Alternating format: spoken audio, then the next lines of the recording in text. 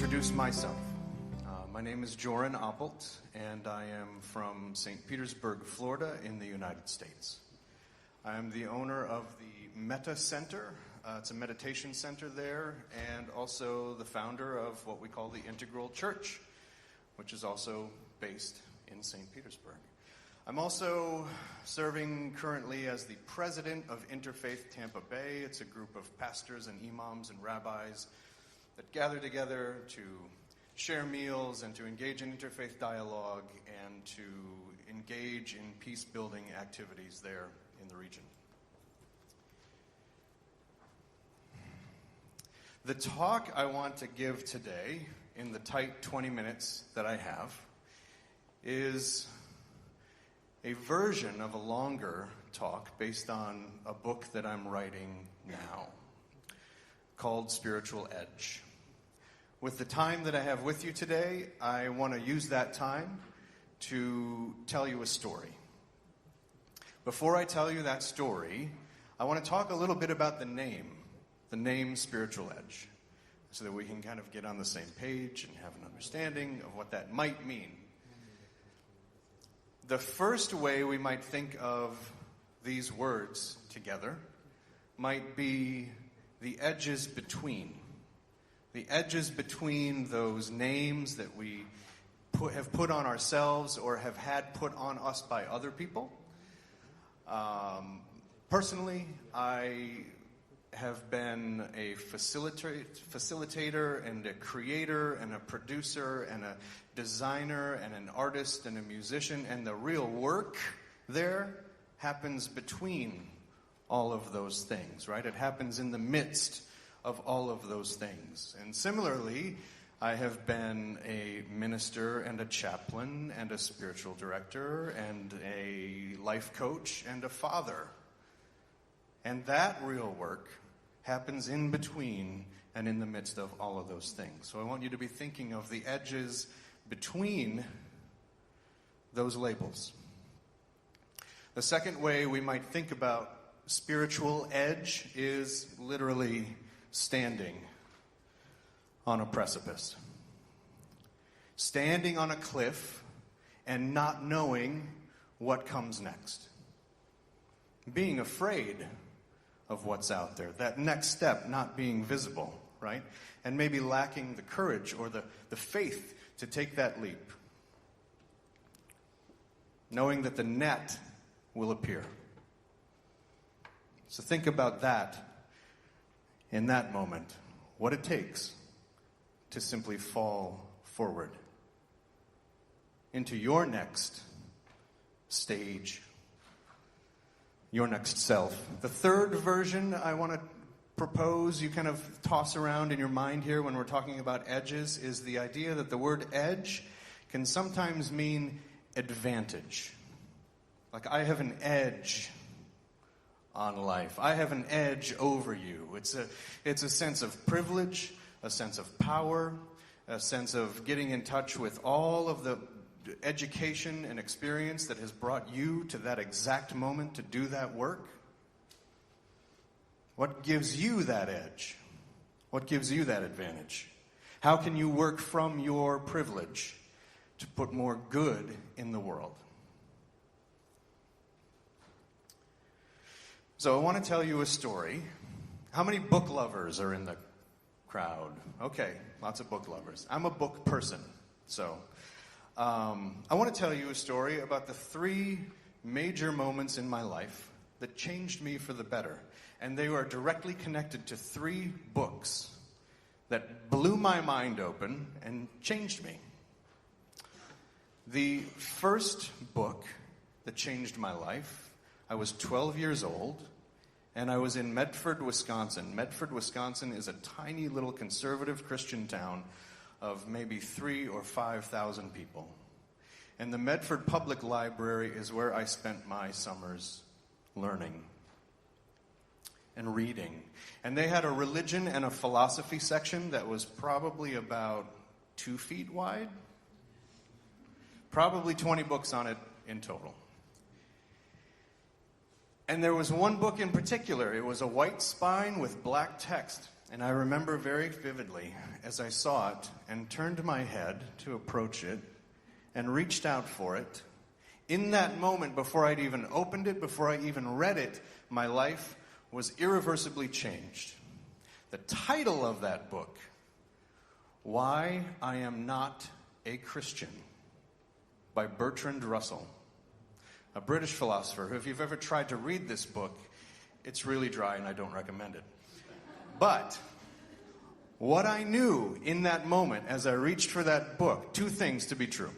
One, there was something more out there. There was something beyond Medford, Wisconsin. There were people that believed differently than I did. And two, I was not alone. As Doshin mentioned this morning, there were other people out there that were thinking like I was thinking, that were asking the questions that I, even at 12 years old, was beginning to ask, to question authority. And that changed me.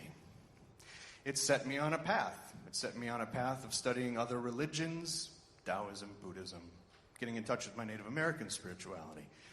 It set me on the path of reading up on science and quantum mechanics and physics and music and the way light and molecules work in the world, and understanding and how to synthesize and put all these things together, these domains of knowledge, fractal geometry and systems theory. How does it all fit together? These are the questions that were now coming up to me. This is the world that had been cracked open for me. How does it all fit? Years later, I discovered the second book. It was the day that I received a postcard in the mail from Oprah Winfrey. It wasn't a personal postcard. It was from the Oprah Winfrey Book Club, but it was a postcard that I got in the mail, and it had a bunch of book covers on it. Marianne Williamson and Wayne Dyer, right? Right there in the middle of that postcard was a picture of a bald man with glasses. And I thought, well, that guy looks kind of smart. He looks kind of spiritual. And the name of the book, A Brief History of Everything. So I ordered the book, and it arrived, and I opened it, and I read it. I probably read it in 3 days. And when I closed the book, I turned it over again, and I read it again a second time, cover to cover. Here, just from moving from high school into college, here was a model. Here was an attempt to answer this question of how things fit together. And when I read that book, I knew, again, two things to be true.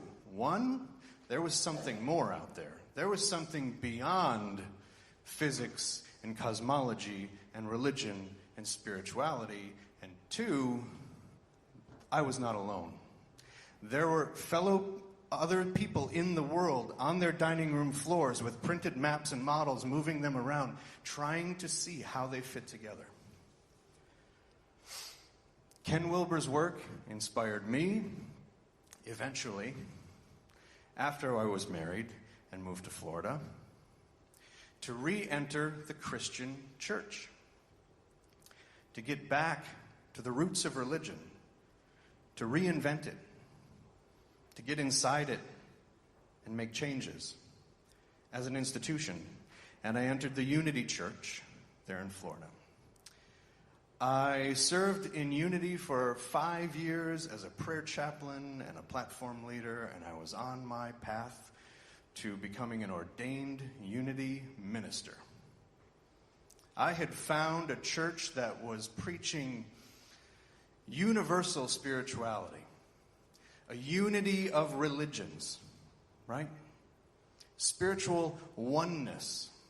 We hear that story that all the religious paths are separate roads but up the same mountain, and eventually we'll all meet at that divine apex, right? We've heard that story.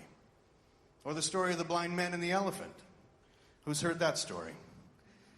Yeah. That God is that elephant, and we are all inspecting these different aspects for our purposes, for our individual purposes, but we're all around one common value, one common ideal. And I believed that until I found the third book. The third book was written by the Boston University professor of religion. His name is Stephen Prothero. His book was called God is Not One. Stephen Prothero argued against these clunky methods of jamming religions together and saying, yes, don't we have all these qualities in common? We may have a lot of common qualities. Our religions, right, as Brother David mentioned this morning, religions are so different. Individual cultures and tapestries and vivid experiences, ways to practice, ways to value, ways to believe, and they do every one of them a disservice by saying that they have one thing in common. One of the things that Prothero argues in his book is that the world religions have a very specific solution to unique human problems. So in the instance of Christianity, the human problem is sin. The solution it provides is salvation, salvation through Christ. In Hinduism, the human problem is Maya, illusion. This reality is an illusion around us, and the solution Hinduism provides is moksha, is spiritual liberation from that dharmic wheel of death and rebirth. In Islam, the problem is pride, this thinking that man and woman can do anything in this life without God. And the solution in Islam is submission to Allah. The word Islam literally means surrender. The problem in Buddhism is suffering. The solution it provides, awakening to our awareness of that suffering. The problem in Judaism, a disconnect, a falling away from God, and that solution is a return to, either through a physical pilgrimage, or through customs and traditions, or through remembering and storytelling, reconnecting, returning to source, returning to God. So I don't know about you, but I don't just want one tool. I don't want just one solution. I want all of those solutions, and to be able to apply them through practice in my life, in every moment. Because if you give a Christian a hammer and some nails, somebody's going on a cross, right? And two, the real work doesn't get done. You don't have the pliers, you don't have the screwdriver, you don't have the T-square, so you need all the tools. I was inspired by Prothero's book to leave the Unity Church. I knew that there was something more than unity. I knew that there was something now called pluralism that I needed to turn into practice. I also knew that I wasn't alone, that there were people out there that wanted all the tools in their toolbox, and they began reaching out to me and asking me what we might be able to do about it. And so I was further inspired, once I'd left the Unity Church, to form a new church called the Integral Church. And this was 6 years ago. It was based on the integral frameworks. It was very influenced and inspired by Matthew Fox and his concept of creation spirituality, getting in touch with nature, a more balanced version of leadership. We meet in circles. We meet in circles outside in nature where we can be closest to spirit, to God, to the divine. And 2 years ago, I came to Hungary and I led an integral church circle here. Right there, in that room over there. I forget what it's called. Right there. Erzsébet Visinger was there, in that circle. And we circled, and we had a great time. And then I went home. And then I experienced the crash, the depression that we're all going to experience when we go back home after the conference, and we get sad, and we start to question and doubt and think, oh, why can't life every day be like IEC, right? Why can't we do this all the time? What is my life even about?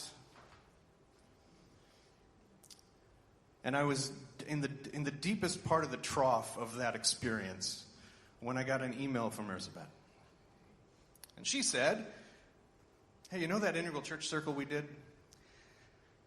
I'd like to start leading integral church circles in Hungary. And guess what? I was in the middle of writing a book, the book that has actually been released this week, that is here, available at the conference. I brought 14, there's only 5 left, about how to do integral church. The checklist, the recipes, the ceremonies, the rituals, how to circle. Everything you needed to be a facilitator. I said, okay, here, play with it, experiment with it. Let me know what you find out, right? Do the experiment, perform the injunction, do the work, report back. 2 things were true for Elizabeth. There was something more. Other than her work as a therapist, there was something more. There was more work to do in the world. There was more community building to do. And she was not alone. She had seen the fruits of that work, and that there were people that were hungry for that group, spiritual community experience based on integral frameworks, and she knew the time was right.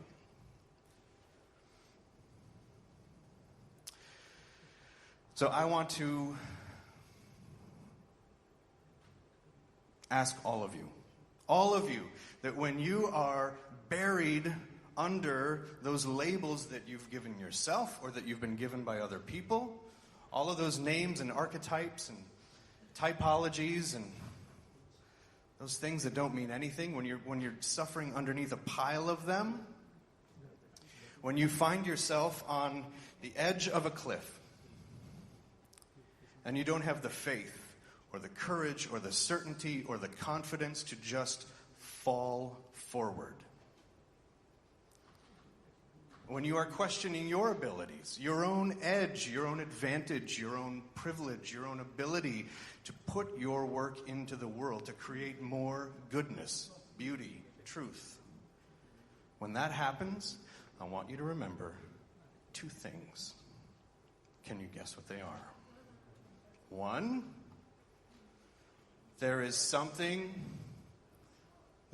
more.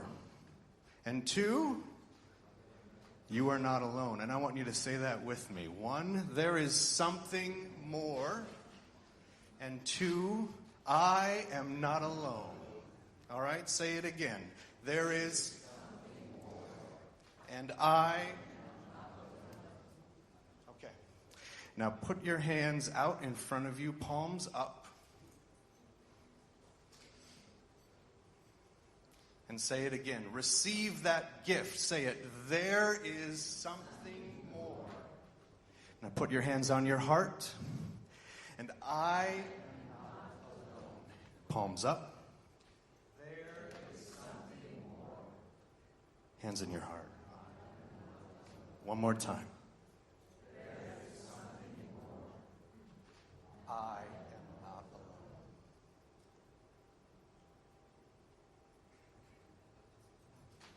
Thank you for your time today. I have an email list, and the books are available in the lobby, and we are doing an Integral Church Circle tomorrow at 5 o'clock in Provence. I hope you join us. Thank you.